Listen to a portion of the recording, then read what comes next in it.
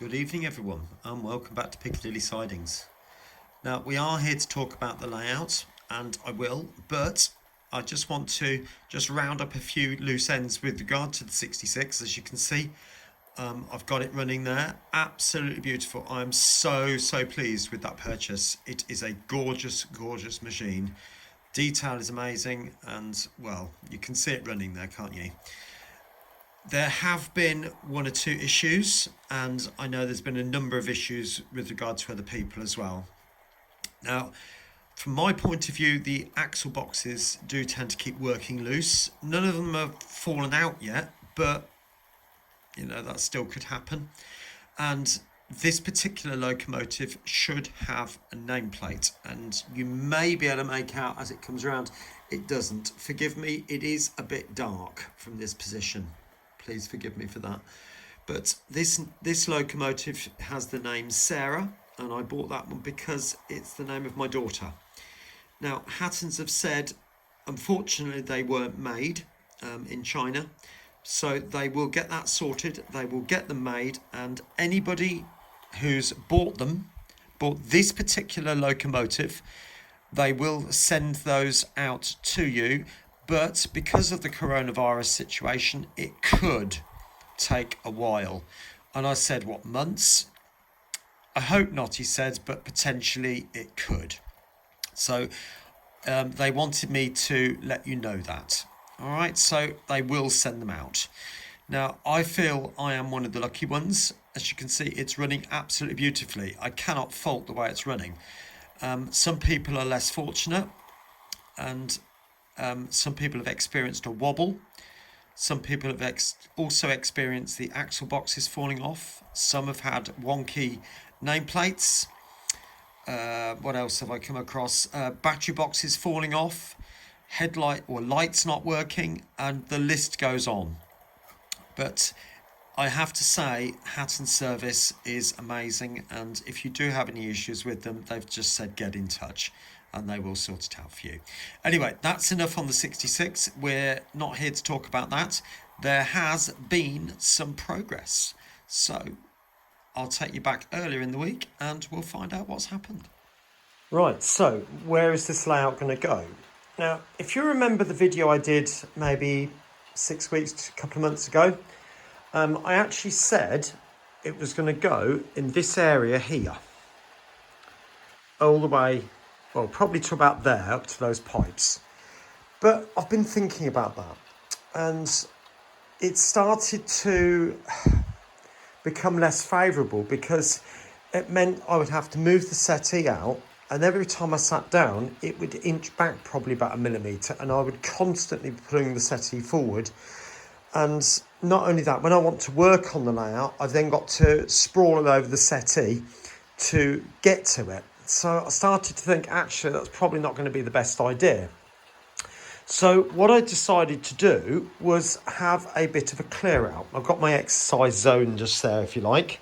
But this area here is where it's going to go. So I had, you may or may not know, but I had some DVDs, Blu-ray shelves there. And the telephone table was just here. So that's all now gone. And that's all up there. So we've got the router and the telephone at the top there.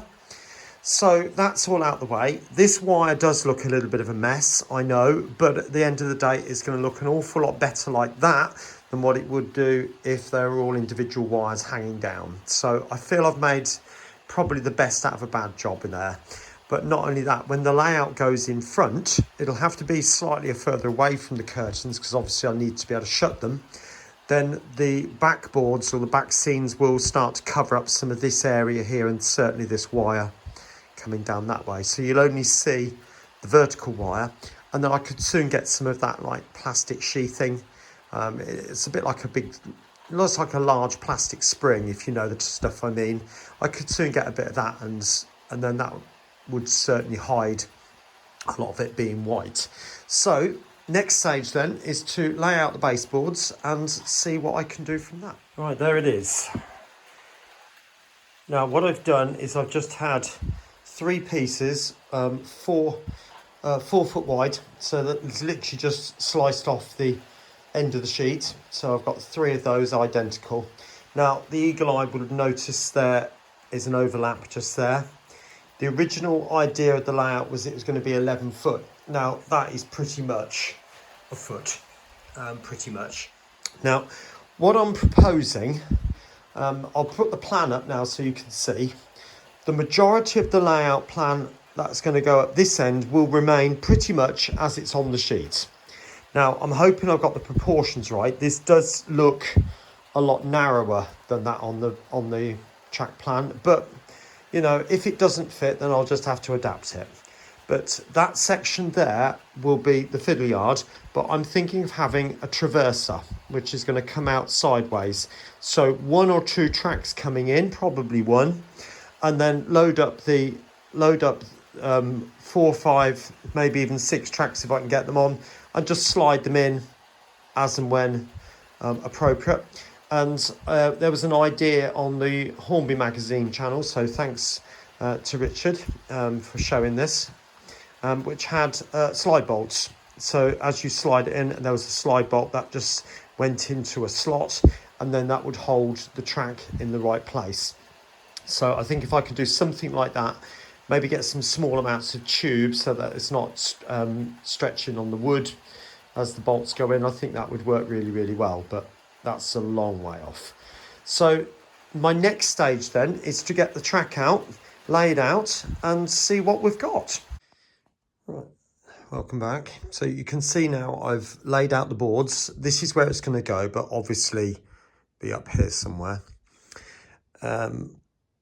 Now I'm laid out some of the track. Now you might be thinking, well, why have I laid out track when I actually haven't built the baseboards yet? The reason for that is because I wanted to find out whether the track plan that I've got going on there, that one which I'm sure you've seen by now, I wanted to see how it fitted, because this portion here, there is a bridge or viaduct, and I've got this kit which I won probably 2 years ago. Somebody was doing a competition, and I luckily won that, and it's just been sitting on the shelf for this past year or so, with the idea that I would use it on this layout. So I want to open it up and see how wide each of these sections is going to be. So I shall make this next and then place it on, and then judge how much space I've got, whether I need to add to this and make it a bit longer using part of that, or whether I need to cut it back, or whatever. I really don't know. But looking at that at the moment, that does seem to match up with what I've got on here. Excuse the glare, because obviously you've got this portion the back seam coming across at an angle.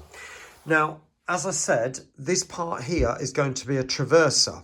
Now, if that's coming in at an angle there, it will have to curve round and become straight.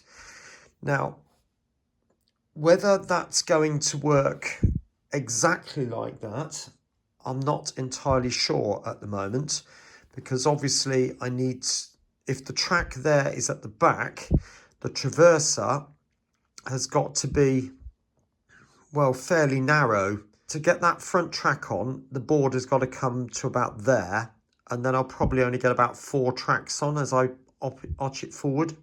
I hope I'm making sense there. If I have a full width board, I won't be able to use the full width of that board, because that track's in that position, and I don't really want to alter it too much, because this track will need to come along a little bit more. Anyway, like I said, I'll get that built up now. I'm not going to sit down and show you that, because it's just a Metcalf kit. They're quite self-explanatory. When I finally get that far, I will sort of weather it up and put salt staining all over it and things like that. But Well, you won't believe it now. It's 9:30 at night. It's taken me probably about, well, 2 hours to build that so far. It's okay. There are some things I need to do with it. I mean, you might be able to make out, excuse my finger, in there. There's a seam where the two halves join together. I'm not happy with that at all. I'm going to have to skin that. So I'm going to have to source some more brick. And then also you've got the, I can't remember what the coins going up the sides here and around the top. That needs to be in relief. So I'm going to have to make all of those independently and stick them on independently. Some of you may even think about whether I should go to a textured plastic card on that. I'm not going to do that on this occasion, I don't think. But if I make that as relief as possible, then just to make it look a lot more realistic, it looks like a cardboard model there at the moment. So I might not do it straight away. I need to get the layout underway, and I'll just sort of position it, and I can just sort of take it out and put it back on again. I think would be the easiest way of dealing with that.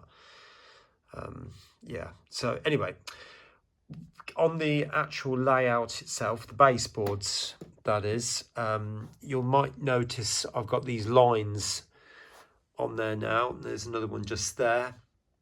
Obviously, that's going to represent the top of the board where it comes in, and then it will have a big severe bank coming down on both sides. That's why it's back here at this end and not that end, because the bank needs to take it down. I'll have a think about that, but you can get an idea now, if I come back, of how this is going to look.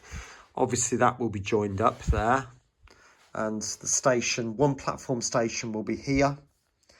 So a train can run in from the fiddle yard, which is obviously up here, and stop at the station, and then the loco can run off, run round the other way and come back round again. Or it will be a DMU, hence, or like the 158, which is just there behind the bike, just there. So obviously that won't need to turn around, but I could run that off the other side and just stop it there on the bridge, and then give it a minute and then run it back again. There you go. So you can see the baseboards are largely done. Just open the door there, so it's going into the passageway. Now, how did I do that? Well, I've basically got some 12mm plywood, and then I've got some 2x1 planed going along the outside edges, and then you've got this infill piece going down every now and again. All right. Each of those have got 2 holes in, which are 20mm in diameter, and the idea of that is to feed the bus wires through, so that it would be easier to keep it nice and neat and tidy, and I haven't got to have wires literally going all over the place. I do want this to be tidy underneath. So anyway, next bit. There are 2 areas. That at the end there will be one where the traverse is, and that will be in this area here. And this area down here, if I bring the camera across, so you get the idea of what that's going to kind of look like. So you've got this funneling of a river going in through, and it starts to widen out. So you're going under a mini viaduct. And the idea is, I've now got to measure down the height of this bridge and build a structure underneath. So again, I'll be using some 2x1 and attach it to these rails coming down. So I shall literally just screw each piece so they come down like that, and the same from the other side, and then put a cross member across that, on which that board will then sit, if that makes any sense. I'm sorry, the camera's sort of going off at funny angles. There you go. So you can see now that that lower section is now in. So what have I done? I've got these pieces coming down either side, and this cross member is going vertically to give it a little bit more structure. And there's the same at the back. And then I've just fixed the piece that I cut out from the top here down below. Now, looking at that opening here does look a little bit narrow. What I might do is cut this part back here to give the river the impression it's actually going across at an angle, and I can always build that down a massive bank that way. And I probably will chop that little bit off the top there. I don't want to cut back too much on this right hand side because it will mean that the sidings that are going into that area will be shorter, and I think I'm going to need every millimetre I can get, I think. Secondly, you'll notice the bridge isn't sitting straight at the moment. The reason for that is I need to remove these end sections. Okay, I thought I'd just show you this before I went any further. I've now created the gap and I've widened the mouth as I'll show you in a bit. But what I've decided to do is I put the bridge on the gap, and I want the track to go across at a slight angle, ever so slightly. It's only going to be about 3 or 4, 5 degrees, something like that, off true. And then, so I've just marked on at the bottom where that was, draw a vertical line, done the same in all the 4 corners, and then mark the line across at each of the different points. So I will get that cut and I'll show you what it looks like back at the layout in a minute. That's it. It's in. I know there's a few gaps there, but I'm really not that worried by those. The top surface will fill that, and then a nice coat of varnish. Like I said before, I'm not happy with the standard of the model kit yet. Obviously needs some more work inside the arches inside there, and I need to make these coins more raised as well. I'm really not happy with it at the moment, but I'll sort it out. And obviously the top surface and the railings and all the rest of it. But anyway, as I come back now, hopefully you'll get a flavour of how that area is going to look. I've opened that up a lot more now, so you can imagine the banks coming in, and that should give a nice feeling of airy, or an airy feeling if you like. I think it was a bit closed in before. Now I'll come back even further. There's no track here where the trucks are, but I thought I'll put the trucks there to give you an indication of what it's like. Coming back further. In fact, I'm on my knees at the moment, so please forgive me, I'll stand up. Forgive me if it's a bit shaky. But that's it so far. Okay, so it's not complete by any means. Going back the other way. And you can see this point here now ready to go onto the traverse or fiddle yard. All right, so anyway, you get a flavour of where we're going with this now. So in the next video, I'll show you what I do to put that traverse in and settle the track plan. It will be raised up. I've got some cube units I'm going to bring down to put it on, and so they'll be resting on that, and I'll obviously have to build some legs to go at that end, maybe to support this middle section here as well. But yeah, it's definitely coming along. Anyway, I hope you like that, and I'll catch you in the next video. Take care of yourself. Bye for now.